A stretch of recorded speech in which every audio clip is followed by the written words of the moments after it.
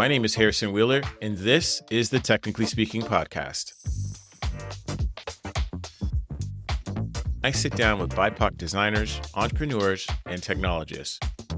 We discuss careers, triumphs, and their resilience, and the why behind their decisions. Before we get started with the show, I just wanted to plug our Patreon. If you like what you're listening to and you want to support the podcast, for as low as $3, you can contribute monthly to help support the production of the show. You can contribute today by heading over to patreon.com/technicallyspeakinghw. I'll also include the link in the show notes.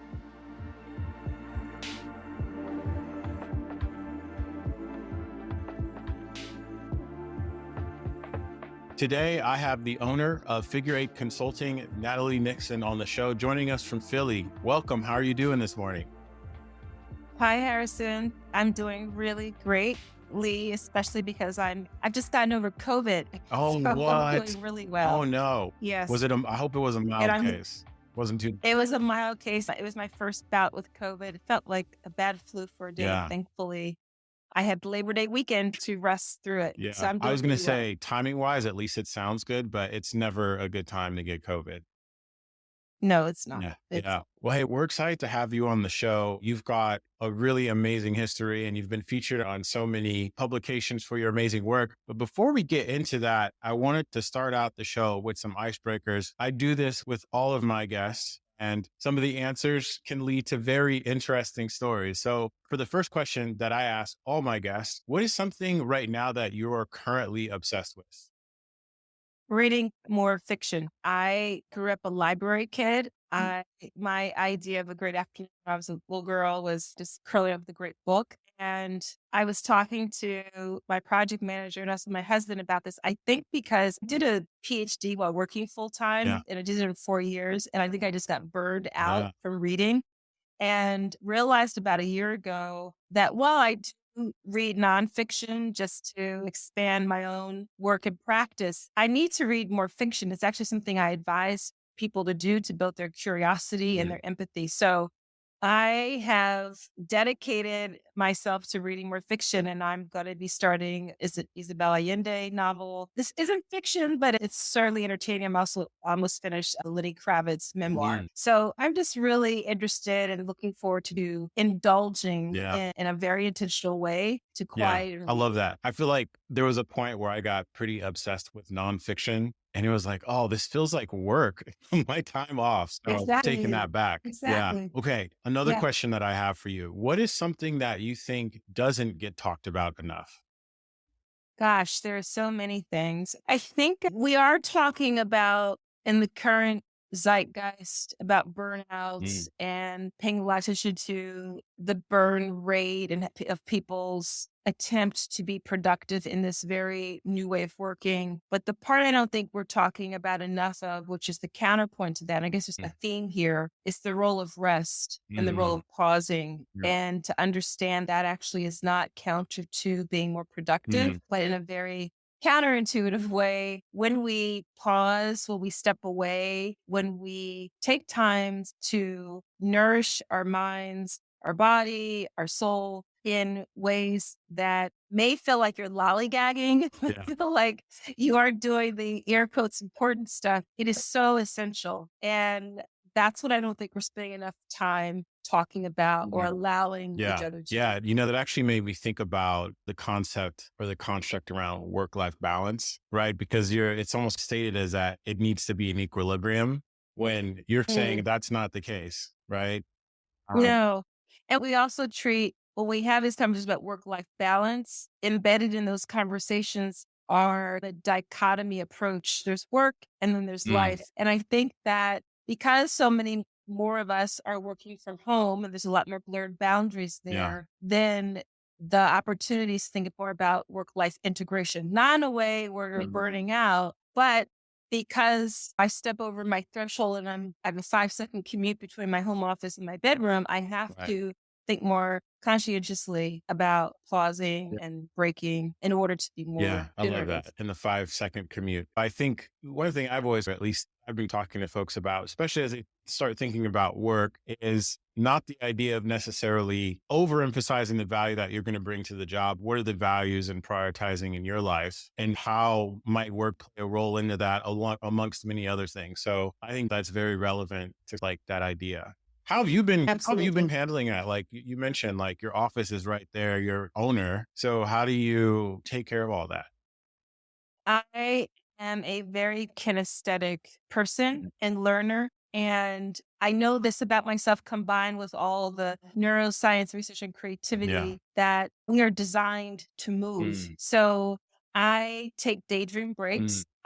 Which sometimes are 90 seconds long, sometimes they're 5 minutes long. And the prompts could be right now, it's a beautiful soft rain outside here in yeah. Philly. So just staring outside the window. It could be an ant crawling on the sidewalk, but it's not meditation. Meditation actually sometimes feels a bit more like work because you have to keep telling yourself to focus and come back to Yeah. nothingness or whatever. But daydreaming is actually allowing your mind to wander and to float. So that's one thing I do. Oh, I also have different sorts of timed walks in my neighborhood. So I know, and again, it's all budgeted throughout the day, right. right? So I know sometimes I can only afford a Mm, 5 minute walk. Other times I can afford a 20-minute walk. So I have these different pathways and routes so that I can walk. And if you read people like Thoreau, they talk so much about how so much, if you follow the 80-20 or the Pareto mm, rule, probably 80% of productivity they needed to be generative and to write and to reconnect ideas was through the walking, was through the mm, sense making that we do or ambling throughout the world. So that's another thing I do. I take regular short breaks. I'm also a lifelong dancer. I'm either in hip hop dance classes at the end of the days or I'm in the ballroom studio. So ballroom is just amazing. So I dance. And that's another thing that actually helps me it's actually these nice rewards. I think we have to remember that we have to incentivize ourselves yeah. celebrate when we finish a long jaunt of work and have something to look forward Yeah, to. I love that. Thank you for breaking that down for us. I love that idea of daydreaming. And the first thing I kept in mind is like the thoughts you have while not only walking, but even in the shower, right? Like those moments play a Yes. really big role in the creative process. All right. So last icebreaker, and I know I'm going to put you on the spot. You mentioned something around classic and hip hop dance. What do you listen to? Oh, right now in our kitchen on the Alexa app, I'm listening to John Coltrane and also shout out to Philly, which is where I'm from. And Yeah. this is where John Coltrane was from. I love pop music. I love Dua Lipa. I Mm, love Megan Thee Stallion. I don't know a ton about rap, although I am of the generation that birthed rap and hip hop. I think that Megan Thee Stallion is, in my opinion, one of the best rappers out here right now. I love the way she rhymes and syncopates and listen to yeah. her voice. And I'm also a big acid jazz devotee. So I like Massive Attack. I like Everything But the Girl. Yeah. I like that kind of Yeah, I flow as love well. that. That's actually a very eclectic playlist. I feel like I asked this to a number of our guests. I feel like I should do like a technically speaking playlist.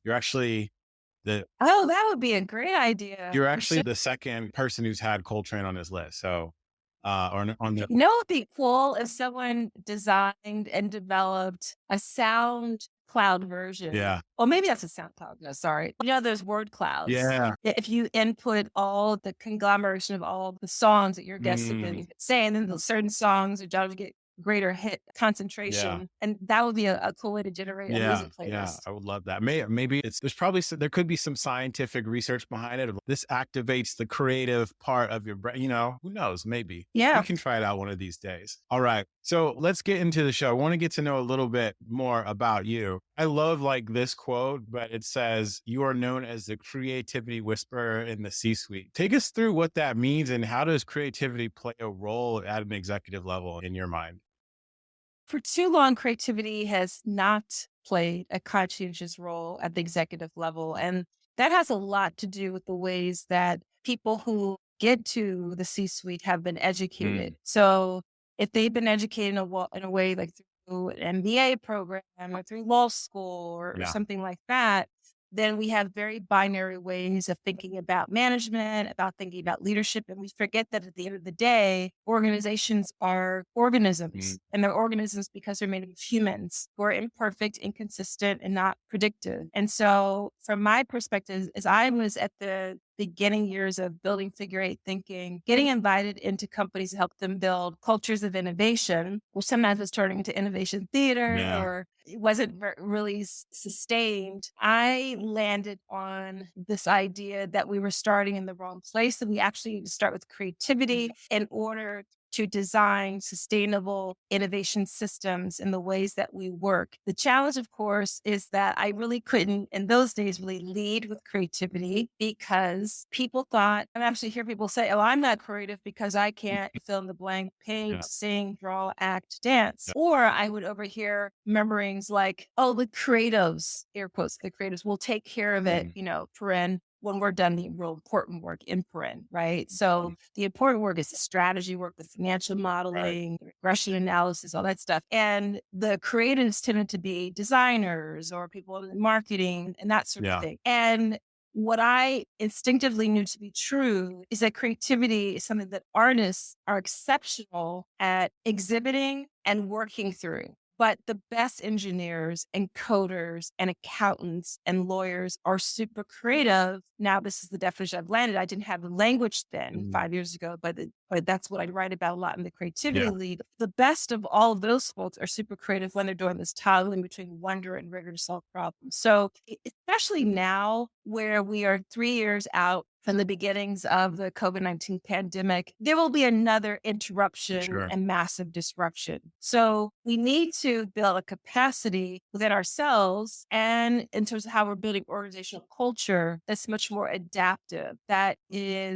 doesn't need a script, but is okay with playbook. And so that is what building a creative capacity in my work with leaders. I love that. Well, we'll get into that a little bit more too, because I have a lot of questions around what kind of goes into like that creative practice for these different types of roles. But maybe give us like a brief background about you and how you got to where you are today.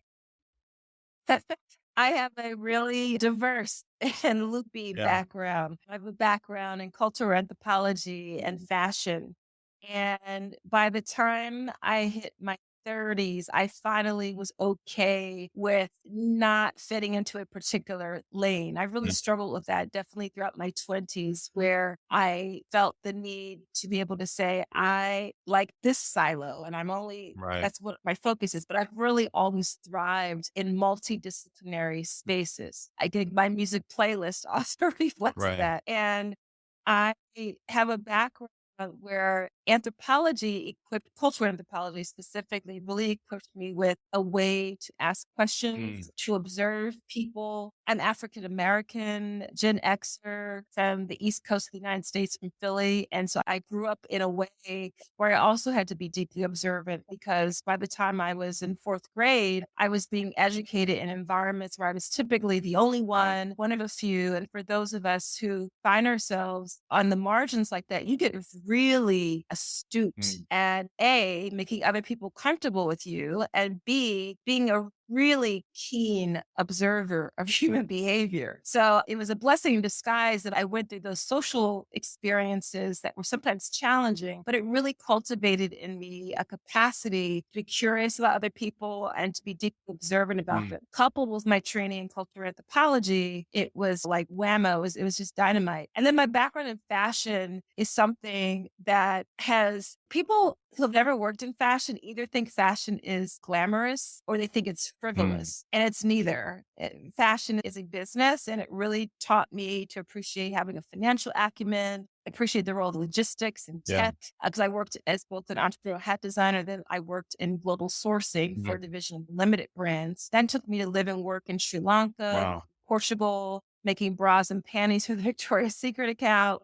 And the other thing that fashion taught me is to really appreciate the development of when you're building consumer insight to understand the role of beauty and desire and aesthetics, which healthcare forsakes, tech often forsakes, financial services doesn't get. We're motivated as humans not only by SOMO, but we're motivated by desire and beauty and aesthetics. So those sorts of things I carry forward into my work. I was a professor for 16 years and I was a very entrepreneurial academic. So The first 10 years, I taught the business of fashion. And the last 6 years, I created and launched an executive MBA program called the Strategic Design Wow. MBA that integrated design thinking, how people learn strategy, leadership, branding, finance, etc. And I started my company, Figure Thinking, as a side hustle in 2015, and then looked up a year later and realized I was having more fun with my side hustle. And by 2017, I decided to resign from academia, have not looked Wow. back. And what's amazing and special about this moment in my life and my work is that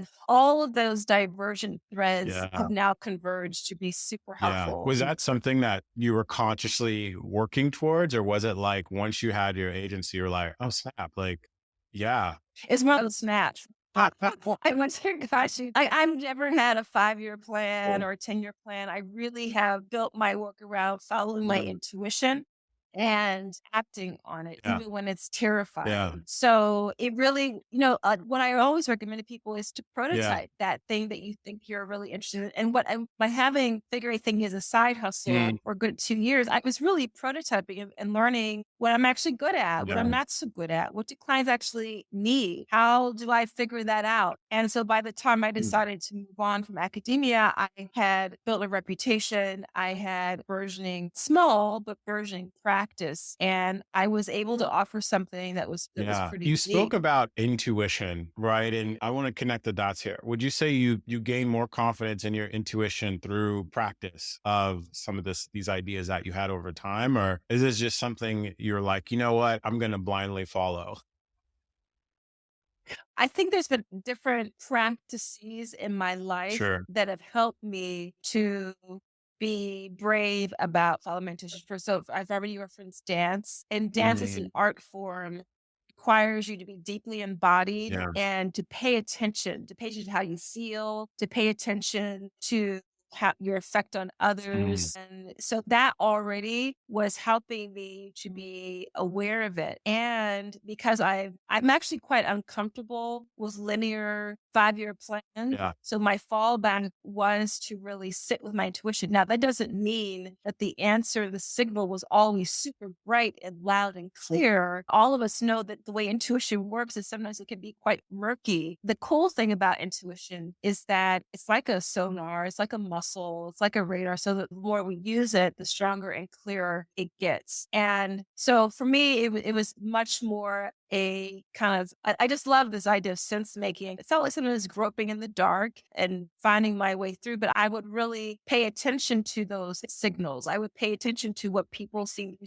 I'll give you an example. The way I define creativity as toggling between wonder and rigor to solve problems. I tinkered with these ideas for it was really over a 3-year period of time that I was building out this ecosystem of creativity in the way that I now explain it. And the way I would start in terms of the way I would use my intuition is I would have a meeting at a Fortune 500 company, and I was very self-conscious about wanting to be taken seriously and making sure I sounded impressive enough. But I also wanted to understand like what this potential client's appetite would be for this body of work that I would want to experiment on with them in a collaborative, co-creative way. And so I would always be initially at the last 5 minutes of the meeting. And I would say something like, there is this other approach that I've been using with some of my other clients, which was a lie at that time, where we've been exploring these ideas around wonder and rigor. And I would just see their body language shift. They would relax. They would lean into the table. They would say, what do you mean by that? Or say more about that. Oh, that reminds me of XYZ. And that's when I started knowing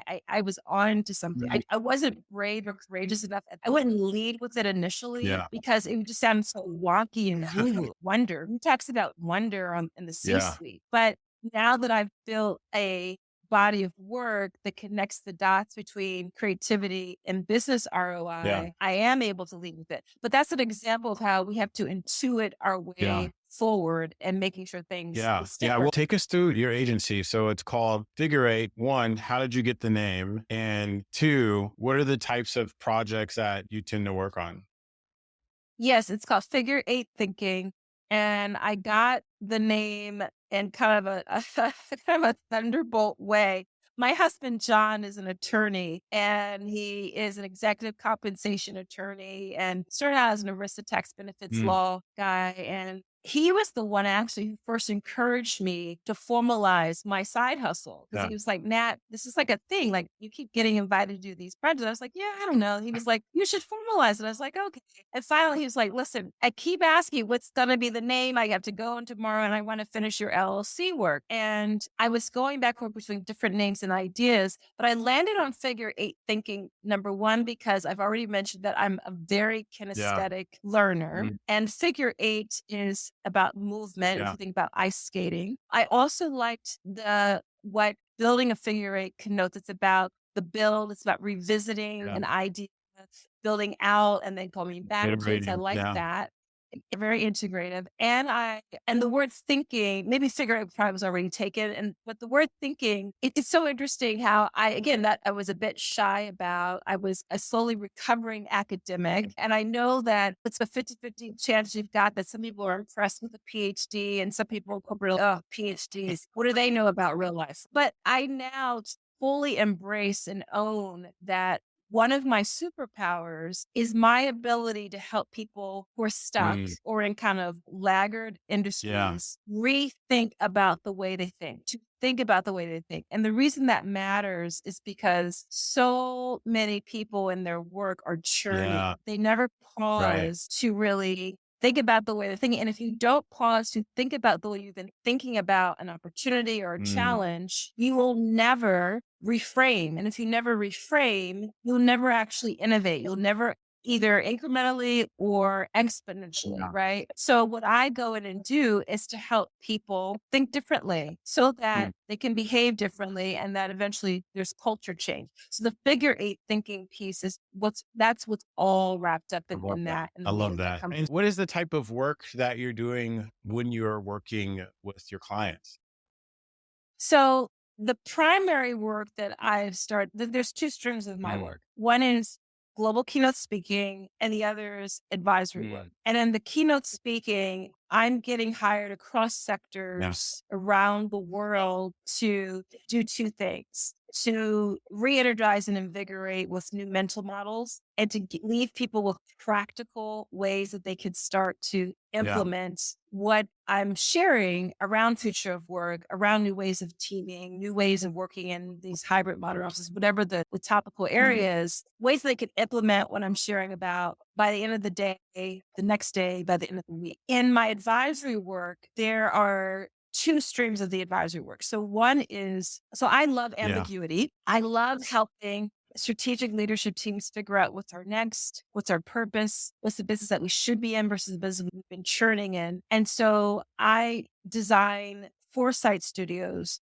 for strategic leadership teams to help them think through those sorts of questions. Again, to give them a very strategic way to think about the way they've been thinking. And we literally, in the way I design these foresight studios, we go through a lot of wonder and we also converge into a lot of rigor. So I always like to gift my clients with an actionable roadmap. Okay, what's it going to take for us to operationalize this, to make this real? What are the people, the processes, the situations that we need to be considering, and what needs to be in budget, and new or refurbished skill sets that we need to activate to make this happen? And so what needs to be placed tomorrow? What's one thing we can start doing tomorrow, a week from now, a month from now, in the next quarter? So the way that I have built out these frameworks is also the way I like to design these foresight studios. And that's kind of the B2B level. On a B2C level, when people as individuals come to me when they're feeling a bit stuck, and this could be in a work-related challenge that they're having. It could also, sometimes it's a bit more personal. And we know now that the personal and professional are blurred. I have pick my brain sessions. So those are the two ways that I help people, is through the speaking and it's through the advisory work. And the questions are always this variation of a theme around getting people through these very ambiguous moments, getting organizations through these very ambiguous moments. Another thing that you have is your book called The Creativity Leap. Maybe give the listeners a brief overview about that and what motivated you to do that. Is that kind of an extension of the work that you do now? It definitely is. So the Creativity Leap came out in 2020, and the subtitle is Unleash Curiosity, Improvisation, and Intuition at Work. And the basic premise of the book is that creativity is not a nice to have, not woo-woo. creativity is a must Right. have. And I then go on to explain why and then how. So every chapter concludes with very practical ways that you can act on some of the ideas that I go through in the chapter as an individual, but also at work with your team. And I wrote the book because as a speaker, Mm. I really use my keynotes to prototype Right. ideas. And as I was prototyping this new way of figuring out how to do the advisory work of building the creative capacity of leaders, I would prototype these concepts and these frameworks in my speaking. And people would come to me at the end of the talks and say, that was great. Where can I read more about that? And which I got enough of those prods at the end of a keynote. I was like, okay, I need to write about this in one centralized location. So that was the big push for writing the creativity Yeah. book. And you also have a supplementary LinkedIn course that goes into to some of that as well. And shout out to Yes. LinkedIn. I actually kind of Shout out to LinkedIn. I was really excited. I was really impressed with the production help and support I got because I did the whole recording in my home office with my project managers and it was all virtual and I'm really pleased. So how did you get into that whole sort of LinkedIn learning course, and maybe take us through what a production like that is?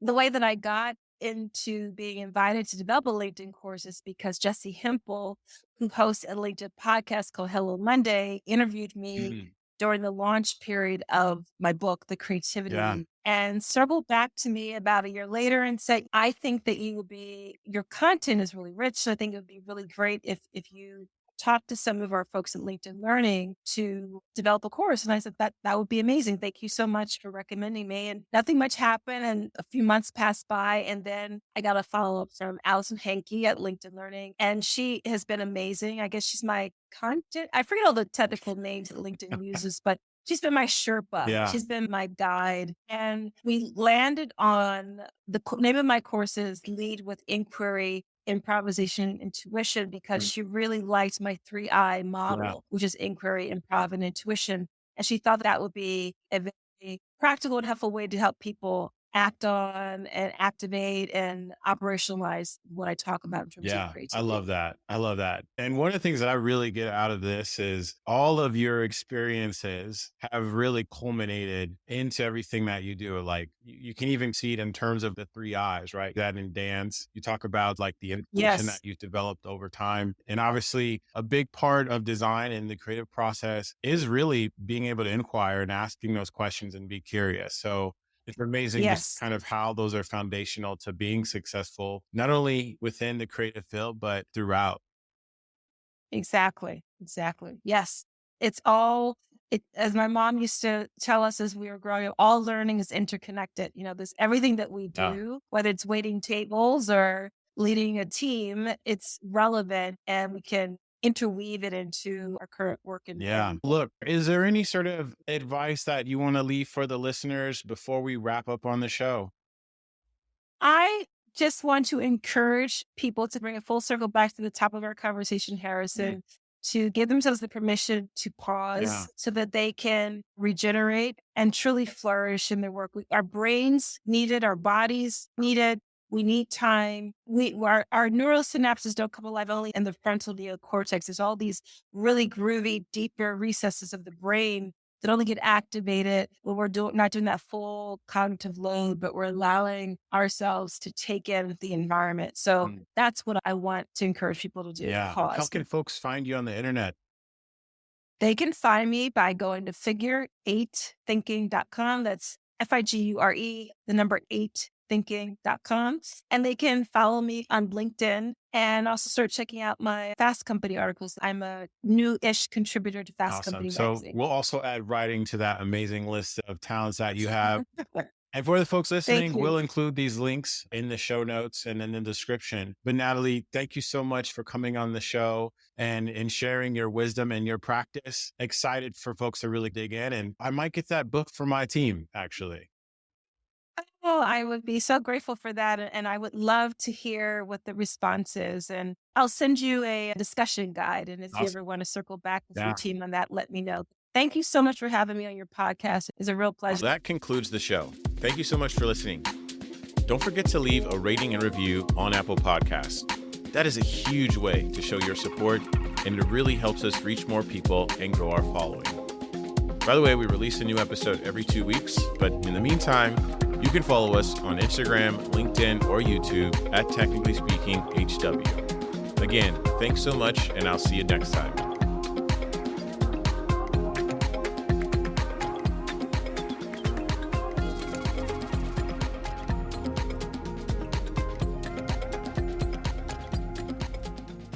This has been a production of Technically Speaking Media.